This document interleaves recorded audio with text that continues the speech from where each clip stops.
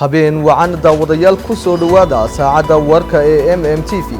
hadii Allah awood le raali ka noqdana warka waxa idila socodsiinaya anigoo Maxamed Andara qodobada aad maqli doontaan koogu doorka roon lana daawadayaal waxa kamida xisbiyada mucaaradka Soomaaliland ee wadaniga u ciiday isbaayste oo kulan ku yeeshay magaalada Hargeysa ayaa waxay ka warbixiyeen nuxurka kulankooda ra'iisul wasaaraha dawladda federaalka Soomaaliya waxa uu kulan la qaatay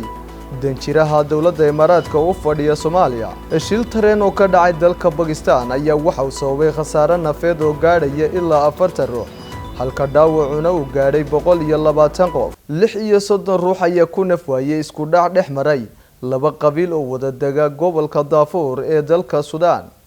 daawadayaal kuwaasi waxay hayeen qaar ka mid ah qodobadeena ugu doorka roole warka imikii haatan ay soo diyaariya qodobadaasi iyo qodobo kale oo faahfaahsan